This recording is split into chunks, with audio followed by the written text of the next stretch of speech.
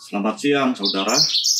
Kita akan merenungkan firman Tuhan dari dua pembacaan Alkitab. Yang pertama, kita membaca Keluaran 4 ayat yang ke-10. Lalu kata Musa kepada Tuhan, "Ah Tuhan, aku ini tidak pandai bicara, dahulu pun tidak, dan sejak Engkau berfirman kepada hamba-hambamu pun tidak. Sebab aku berat mulut dan berat lidah." Lalu pembacaan kedua dari 1 Samuel 10 ayat 22.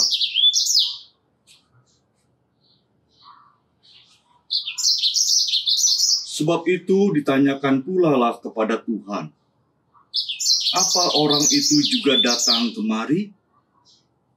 Tuhan menjawab, "Sesungguhnya ia bersembunyi di antara barang-barang."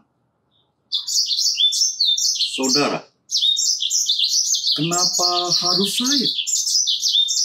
Ini jawaban yang seringkali diberikan oleh seseorang ketika ia diminta untuk melakukan sesuatu.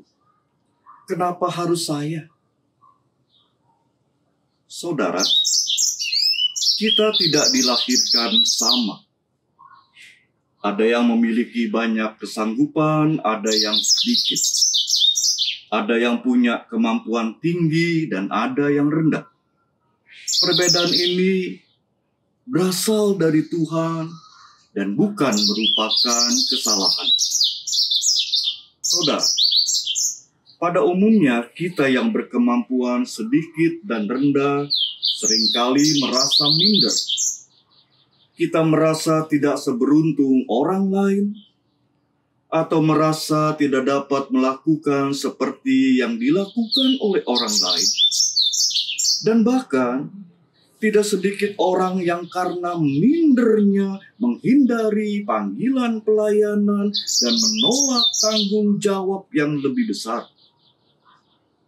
Padahal, Tuhan memakai orang yang minder sama seperti ia memakai orang yang percaya diri. Sewaktu Tuhan memanggil Musa dan meminta Musa untuk membawa Israel keluar dari Mesir, Alkitab mencatat pada mulanya Musa menolak dengan alasan, "Saya tidak pandai bicara, saya berat mulut dan berat lidah."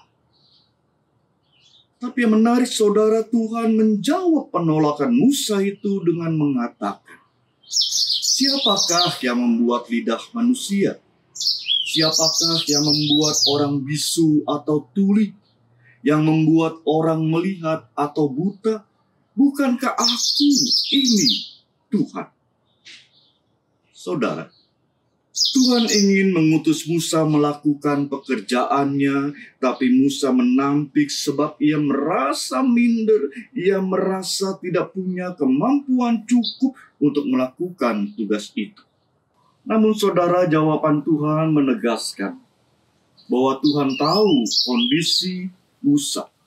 Tuhan tahu ia memang berat mulut, ia memang sulit berbicara. Namun saudara, keterbatasan Musa bukanlah sebuah kesalahan penciptaan. Tuhan memang mendesain Musa seperti itu. Dan kendati Musa minder, Tuhan tetap memanggil dan mengutusnya. Selama 40 tahun, Tuhan memakai Musa memimpin Israel sejak keluar dari Mesir sampai ke perbatasan negeri perjanjian Kanaan.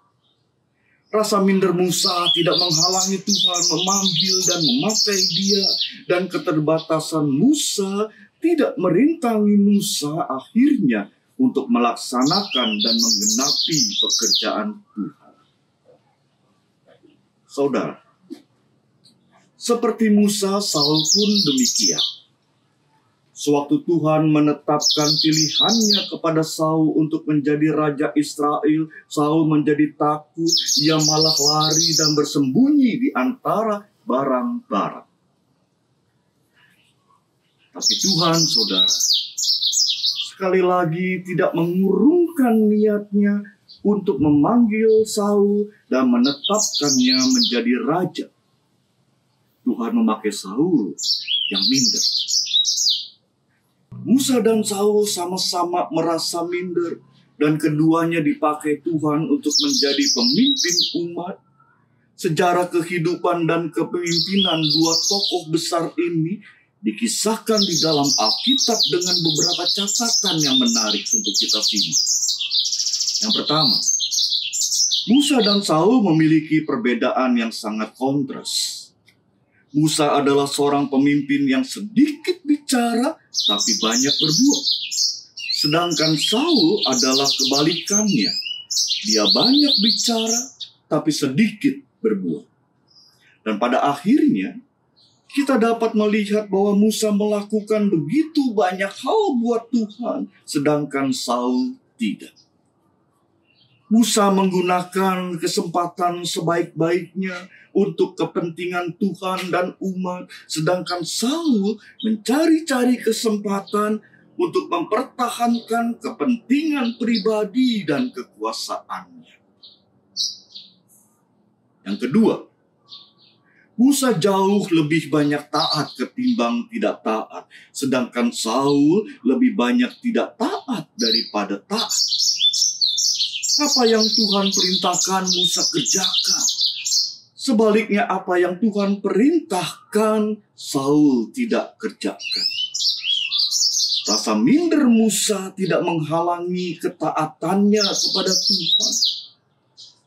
Minder pada kemampuan sendiri membuat Musa lebih percaya dan berserah pada kemampuan Tuhan.